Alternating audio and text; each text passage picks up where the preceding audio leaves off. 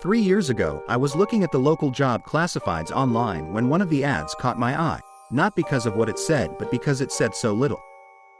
Best I remember the ad just read, "Job available, good pay, no benefits, discretion required."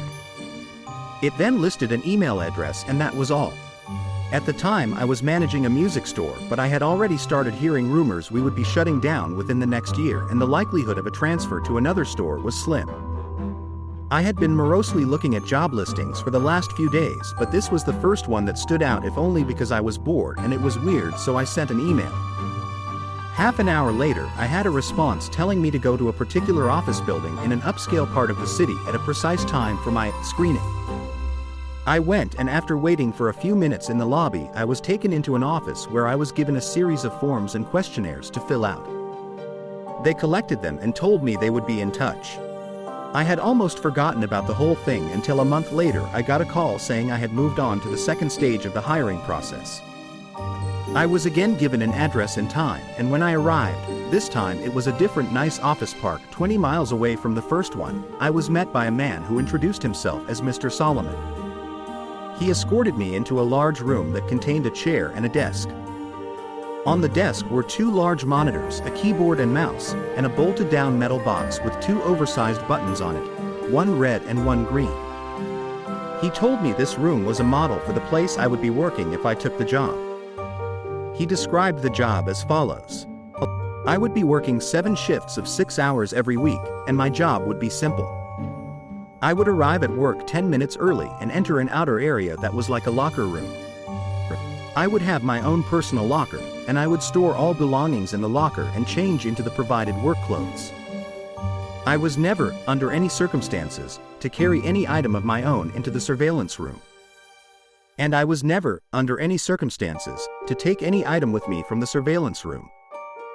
As for what I was to do in the surveillance room, I was told that the monitor on the left would constantly show a live stream from a high-definition camera in a remote location. My job was simply to watch the camera. Once an hour, I would get onto the computer attached to the right monitor and enter a brief log describing anything interesting that occurred in the last hour. I would have no pens or pencils or paper, and I should never try to take any kind of written notes about the work. As for the red and green buttons, the red button was only to be used if there was an emergency. This meant something on the video or in my workspace that required outside help. The green button was to be hit if I saw something on the video feed that was particularly noteworthy. It would tell other people somewhere that, at least in my opinion, something interesting was going on.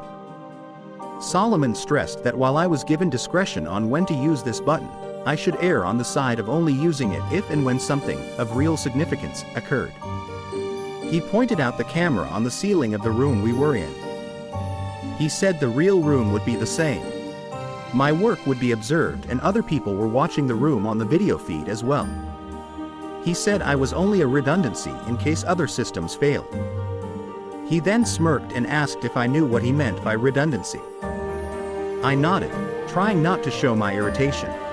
I don't talk that good to people, so sometimes they think I'm dumb. That's okay. Let him think that if he paid me good enough. The pay was very good, $35 an hour, but it worried me. I was already thinking this was some kind of psych experiment or secret government job, which I was okay with, but that kind of money to sit and watch a screen?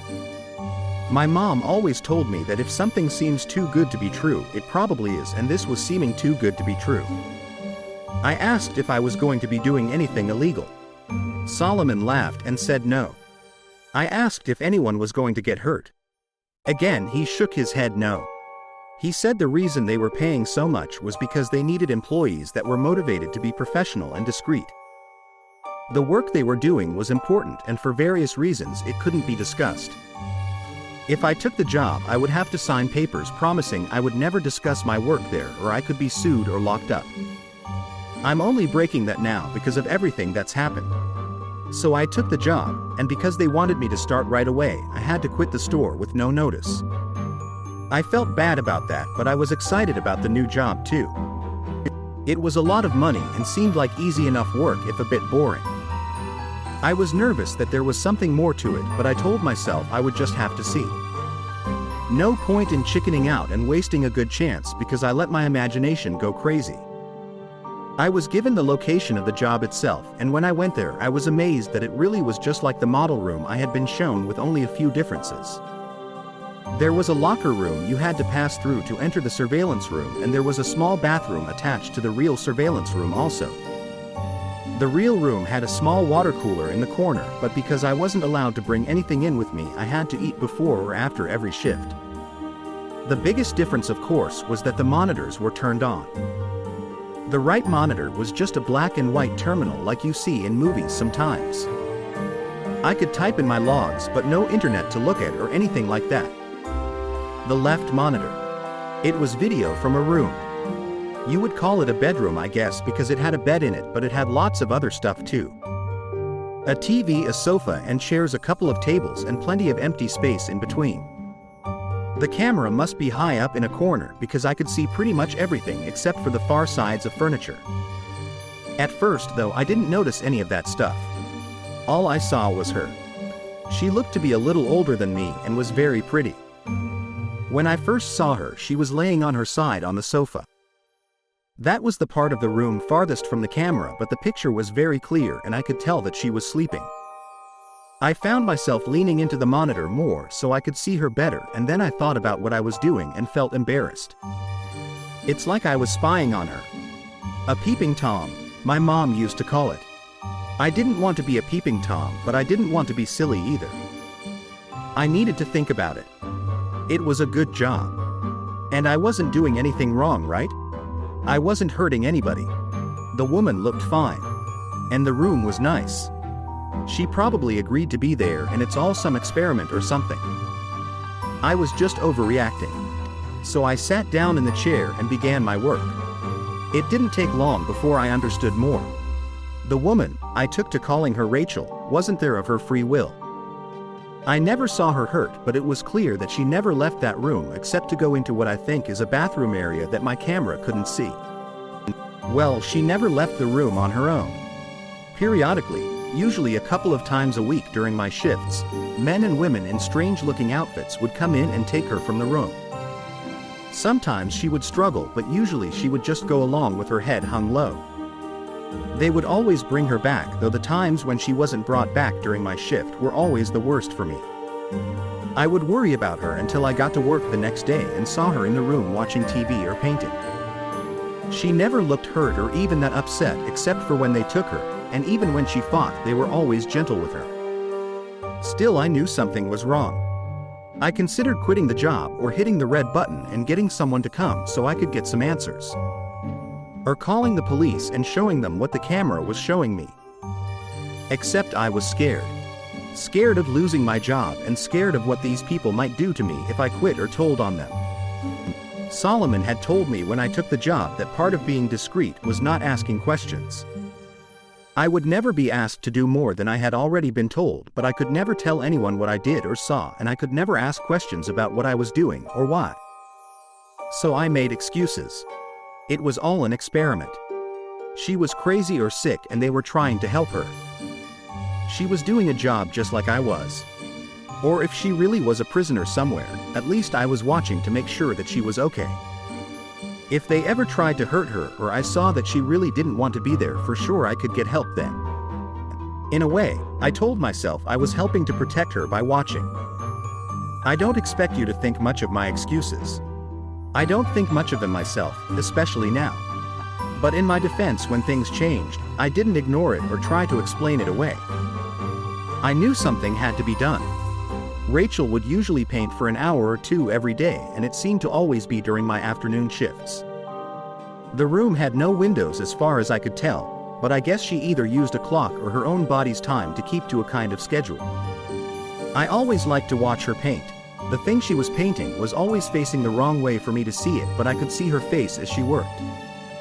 She always looked peaceful and happy when she was painting, and seeing her that way, smiling serenely from time to time as she got something the way she wanted it, always made my day. I first noticed something was wrong when she started painting more frequently a few weeks ago. Her expression was more focused and serious, and there was attention to her movements that I wasn't used to seeing. At first I thought she was just really trying to work hard on something, and I wanted to tell her not to worry. Every few weeks the others would come in and take away the old paintings out and bring in a new stack of canvas. But it was more than her being focused, something was wrong. She didn't look happy and she was going for hours at a time. In the span of 3 days she had finished 4 paintings. I had been growing more and more worried watching her work, and when she finished the 4th I found myself telling her to just stop and rest a while. I had grown accustomed to talking to the monitor, talking to her in my own way. But she didn't stop. Instead she began moving the paintings, arranging them on the back and seat of the long sofa at the far end of the room. This was the first time I had gotten to see any of the paintings. Even when the others were taking them out, they always seemed to be turned away from the camera. I was still worried about her, but I was also happy to finally see something she had worked on, happy and amazed. They were beautiful. One was a beautiful green forest. Another was an old stone well. A third was a house sitting alone on a small island. The last was an old-fashioned looking movie theater.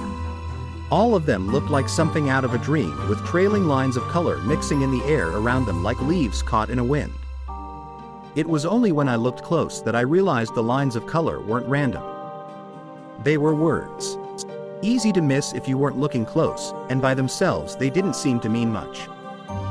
Just the ghost of a word somewhere in each of the paintings, easy to lose in everything else that was being shown. I leaned into the monitor and squinted, trying to read the words. Then my heart started thudding as I made them out. Blinking and rubbing my eyes, I looked again, reading them out loud in order, left to right, top to bottom. Please, help me, Thomas. I pushed back from the monitor and covered my mouth with my hands. I didn't know what to do. I didn't know how any of this could be happening. It wasn't just that she was asking for help, though that was a big part of it. It was that my name is Thomas. ... Come back tomorrow for part 2. If you enjoyed this video, please like and subscribe. What do you think will happen next? Comment below.